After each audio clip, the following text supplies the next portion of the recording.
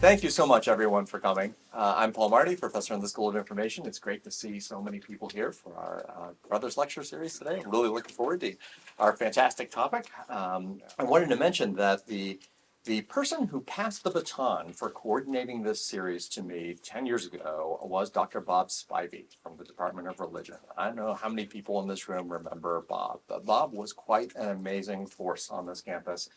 Sadly, he passed away about a month ago, so sorry to be the bearer of sad news, but I wanted to mention his name because he was really dedicated to this series. He worked very hard to move this series forward over the years. If you don't know anything about his career, he was here 40 years at FSU, founded the Department of Religion, full professor of religion, and worked in the dean's office and the provost's office. Long history. An amazing guy. And I would like to think that he would be really proud of how we've kept this series going and moved it here to FSU, thanks to the kind support of the university libraries, the Office of Research, the Office of Faculty Development and Advancement, and of course our faculty steering committee for selecting and nominating speakers for this series. So it's wonderful that the series has been continuing, and I'd like to think that Bob is looking down on us, smiling at what we've been able to do. So in Bob's memory, then, I'm going to go ahead and invite Dawn Carr to come up and join us. Dawn is professor of sociology and director of the Claude Pepper Center. Dawn?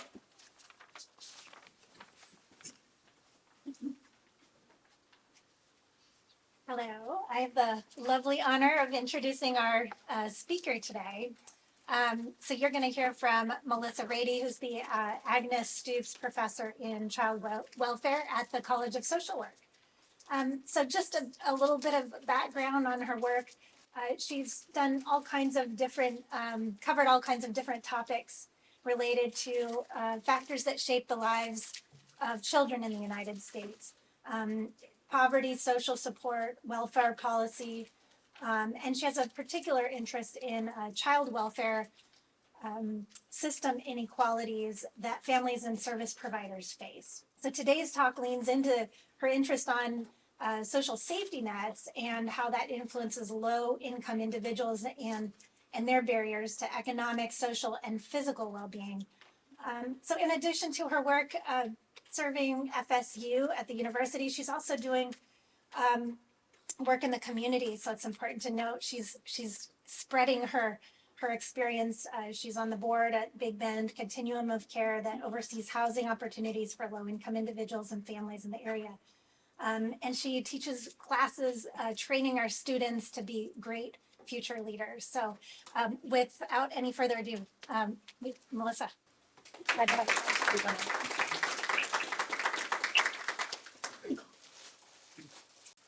Thank you all so much for coming. I'm so honored to be here today to speak with you. And I'm going to talk a little bit about safety nets, which is kind of the world that I live in and I think about a whole lot. Before I get started, I'm going to talk about different aspects of my work. And so I just want to give a shout out. I have so many wonderful colleagues that have helped me with this work. And I'm going to say we a lot. And you might wonder, what do I mean by we? So I just want to shout out to a couple of folks, specifically with the work that I'm going to talk about today. Lisa Shelby's here. Lenore McWay in the College of Education, Health, and Human Sciences. Joanna Wu, the same college. Eugenia Millender from nursing. Joe Brown Spates from medicine. And then Lisa Magruder from the Florida Institute for Child Welfare. And I also have had some phenomenal, I'm going to talk about some qualitative findings. I've had some phenomenal students who have stuck with me project after project. I just have to give a shout out to Bushra Rashad, Keishan Corley, and Christine Posada.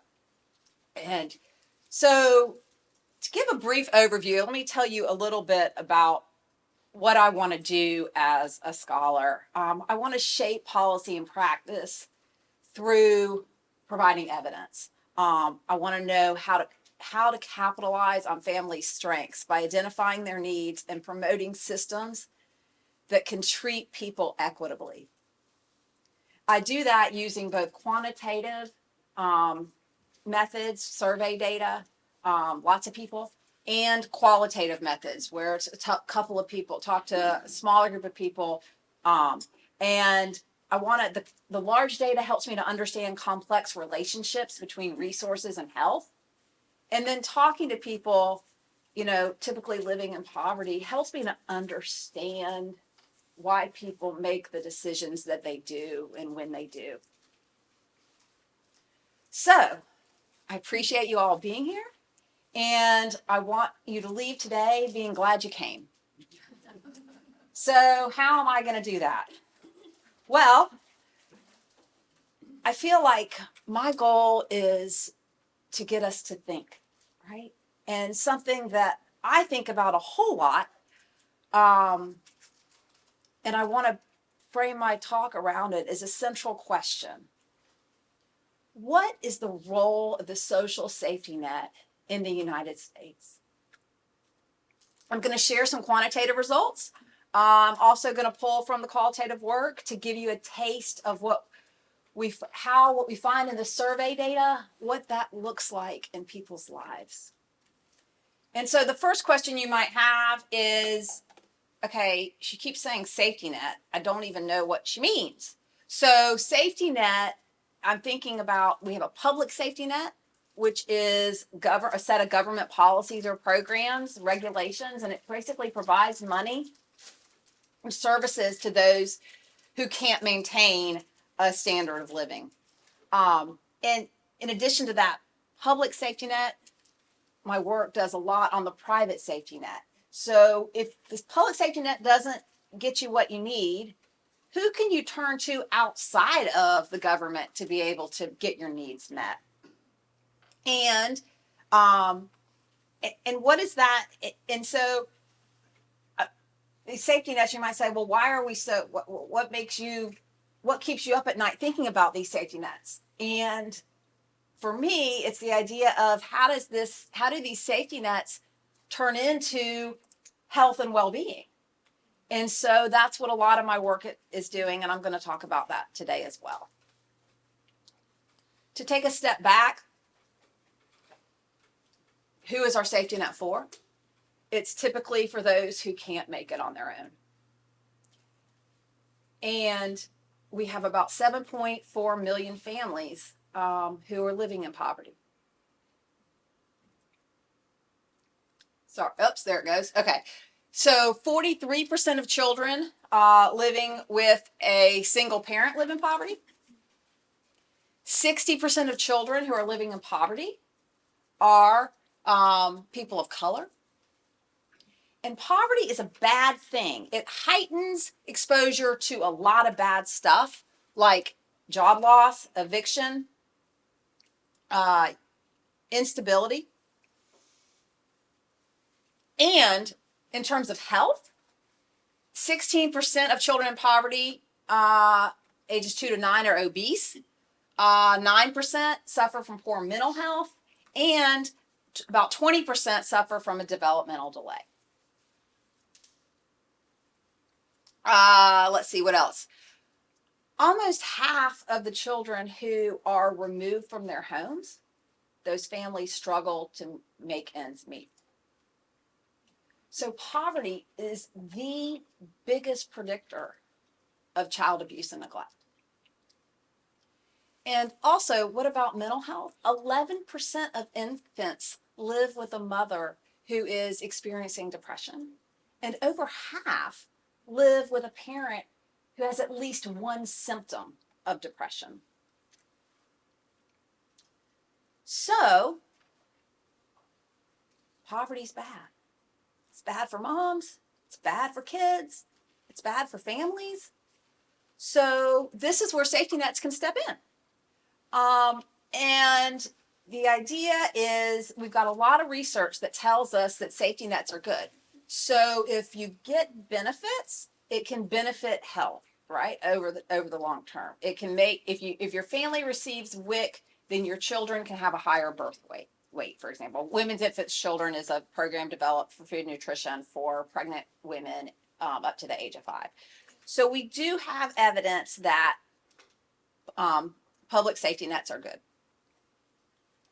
We also have evidence that being able to turn to your family and friends is also good. People who can turn to family and friends to meet their basic needs are in better shape.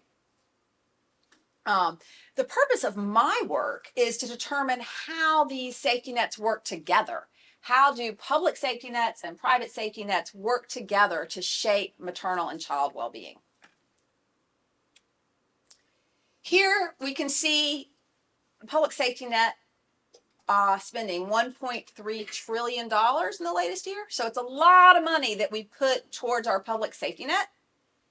And I don't know about you, but when I think about trillion, I mean, it's just so much. It's hard to think about, but relative to, we spent 1.3 trillion on our safety net. We spent 1.17 million on our defense budget. So, it's a lot of money. And it can make a difference. So we have different safety nets at different times. Some of you may be familiar with the expansion of the safety net during our COVID-19 pandemic. And here, when we had an expanded safety net, we gave families more money. Look what happened. Poverty fell. And poverty fell among everybody, but it fell the steepest among children. And then we took away the extra safety net from the pandemic, and look, by golly, it jumped back up again. Now, I will say, as of last week, our House passed a bill, the U.S. House passed to be able to expand that safety net again. So that would pull folks out of poverty. If you give people money, they're going to get pulled out of poverty. So we have hope that we might expand that safety net again. But this idea of, can the safety net make a difference? Yes, it can. So how can safety nets help to counter poverty's impact? The project I'm going to speak about today examined the impact of safety nets on maternal and child health outcomes. And then it also looked at the context of that. How does the public and the private safety net combine?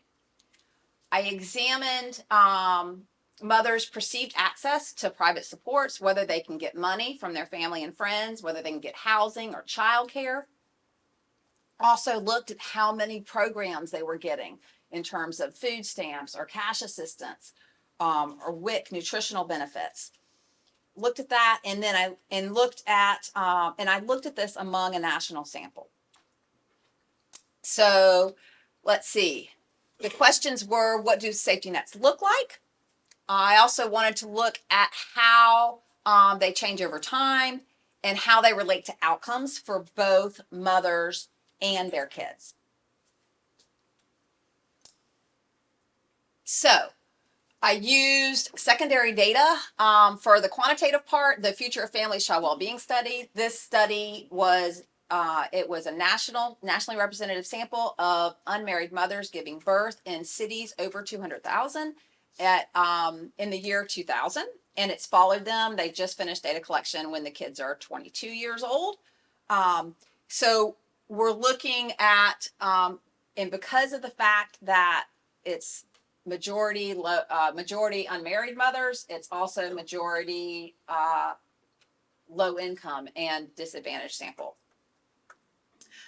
In terms of the methods, I'm not going to get too into it, but I used descriptive statistics, latent class analysis, latent transition analysis, longitudinal random effects, logistic regressions, and path modeling.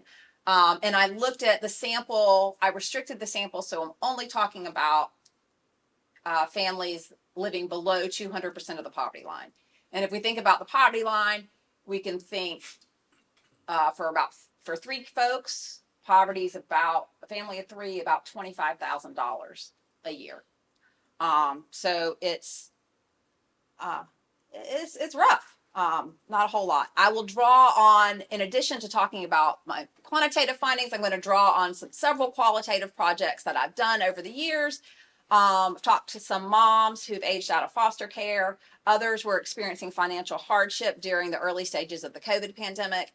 And others I interviewed as they entered the child welfare system with substantiated maltreatment. So, finally, the findings. What do they look like? Well, 2/3 of moms perceived a safety net, which was access to $200, a place to live, and a child care in an emergency. Half received cash from their families, and about 83% 3% received at least one public benefit. Not all, but at least one. So, you know, we want to be half full. That could be good. But then if you look at the half empty part, you could say, well, there's a third that don't have a private safety net. About half don't receive cash from their networks. And we got about 20%. These are all low income families who aren't taking advantage of the public safety net. So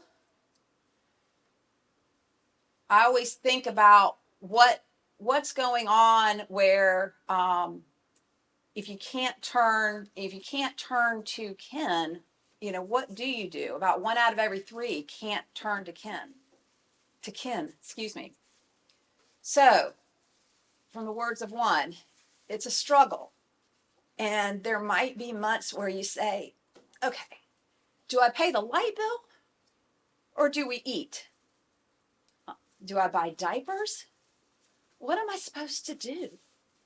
If you don't have anyone there, like no family, no support, no baby daddy, just no one around to help, you're stuck. So, well, what proportion of low-income families are stuck? Here, we did a latent class analysis to determine the groups that mothers fall into in relation to their public safety nets and their private safety nets. So what they use and what they perceive they can get. And we found 4 groups. So we have groups that only get public benefits, those that can turn to their family and friends and they get public benefits. And then we have, they get neither, or they get, or they get private only, where they only have the support from their family and friends. And again, these are all low-income moms. And we can see the biggest group is that private only group of almost 45%. And the second largest group, about a third of parents, depend on both. They pull both from the public and the private safety nets. And then we have roughly 15% that only get public benefits, and then 10% who don't have anything. And when we think about that 10%, that's a really interesting group because it's like, you don't have the public benefits, you don't have your family. How exactly is that working? So how do they get along? Well, they often do struggle. In the words of one mother, I feel like most of the government affiliated programs are just not really helping anybody. Families have these problems. I don't know. I just think it's a trap at the end of the day. And usually I can't come up with anyone to help me. And what's interesting, and I hinted at it a little bit earlier, but I talked about the instability among these families' lives. Folks that are in this group are the most unstable, right? So you may dip out, you may lose public benefit, or you may get in a fight with your family members, but something's going to change up because it has to.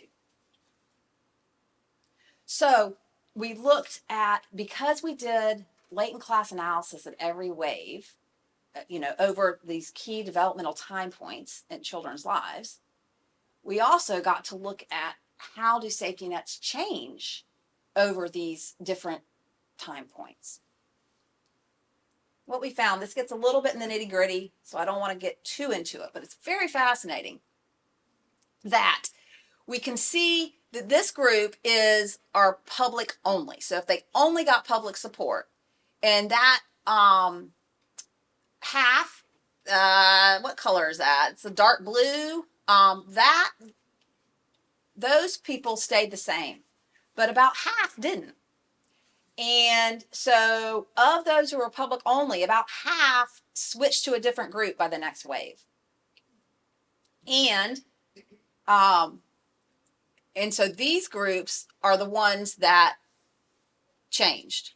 So here we can see the all low group, and this is the group I was telling you, these 2 groups have the biggest proportion that leave their class.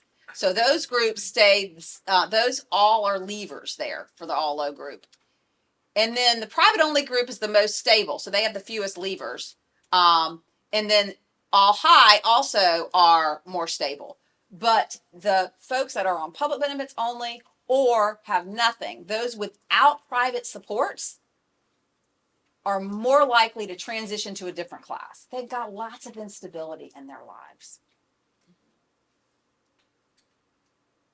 And if we think about this instability, talking to moms gives a little bit more insight into this instability. One said, I was relying on my parents for transportation. So when they don't like what I said, they would say, oh, well, you can't go to work. So I wouldn't get a ride there. Like every other month, I was changing jobs. So you can see how changes in support can influence so many other things. If you've got all these things balanced and one thing disrupts, it just throws things off. A lot of moms I talk to discuss how changes in support destroy their delicate balance of resources. A common destroyer was intimate partner violence. Mothers often rely on their partners financially, or they rely on them for childcare. And then when they decide they want to exit those abusive relationships, then they often means that they feel disruptions in other parts where they don't have the resources to be able to counterbalance, the absence of that being. Put simply, stability is a luxury that most low-income parents just don't have. So now I'm going to turn to so we talked about safety nets, what they look like. We've talked about how they change over time. And now, what does it mean for the outcomes? What does it mean for moms and their kids? Moms, probably not surprising, moms who perceive support for family and friends, they have lower odds of experiencing symptoms of psychological distress, lower levels of parenting stress. And moms who use more public safety net programs or received financial support from family or friends, they had higher odds of distress and stress. This is really, for researchers, it's a selection bias, right? So it's this idea that taking public benefits or turning to people is a last line of defense. The most desperate mothers turn to it. They're the most vulnerable, and it's not something anybody really wants to do. Think of this idea that we value, this idea of being self-sufficient. Perhaps for us parents, it's not hard to think about parenting stress. As this one parent said, parenting is a challenge, but I still get through it. Like, it's very depressing. I get stressed out. I feel very alone. But I still do it because I can't let my daughter feel like, oh, my mom needs help to raise us.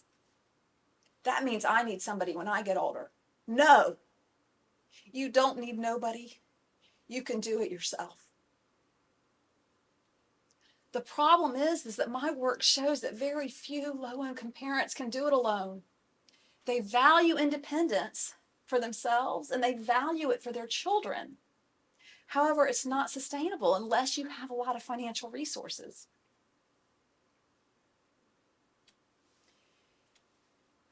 And context matters. And for today, I'm just going to focus on the context of public and private safety nets. Context is so much bigger, and it includes age and race and ethnicity, so many things going on. But for today's talk, I'm just going to talk about that combination of public and private supports. Here, we look at the influence of public and private support on maternal stress. Public safety nets only alleviated stress for moms who also had private support.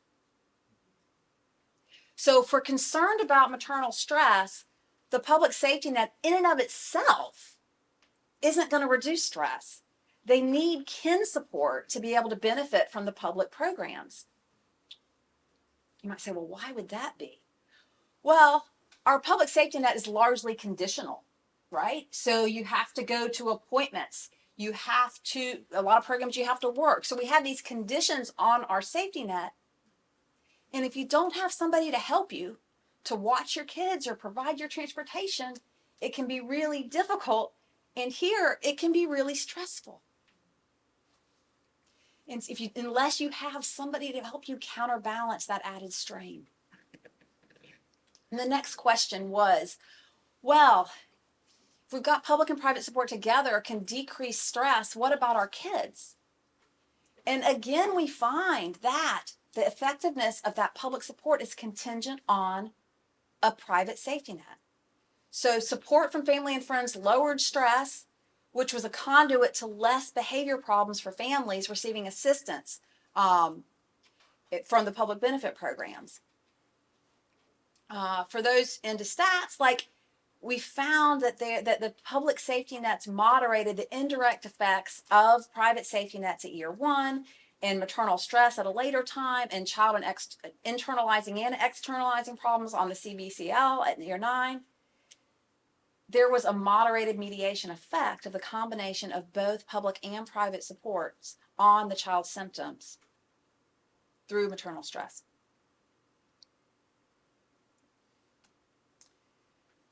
So we go back to the question, what is the role of the safety net? Unfortunately, I don't have the answer. There's not going to be a one-size-fits-all solution. But the work that I do does suggest that we need to consider both the public and the private when we're thinking about benefit distribution. We also need to consider and recognize that supports change. And they change particularly among the most vulnerable in our society. And then we also have to recognize and consider the context of people's lives when we're thinking about distribution systems and supports. You know, these supports are not happening in a vacuum, and we have to be able to think about, and today I talked about the idea of private safety nets, but we also have to think about the context of people's lives and their needs. You know, just for example, I mentioned race and ethnicity. We can also talk about ability status. We can talk about various stages of the life course, but so much we need to think about those, about the context. And I'm just going to conclude with what one mom told me. You got to try to think outside the box. You got to try to be smart. What can I do so my kid has the best care possible, even though I don't have as much money as everyone else does? This mom speaks about the importance of being creative to get by. But appropriate, responsive public and private safety nets can provide a critical tool to promote our maternal, child, and family network well-being. I'd like to consider the value of a more accessible, supportive government safety net, as well as community resources that allow families to put their creativity to other uses rather than food, shelter, and basic needs. I'm thinking about this talk, and I'm sorry, it's not the most uplifting, but we do have a chance. We can change things, and we know we can from the beginning. So thank you so much for coming, and I appreciate it.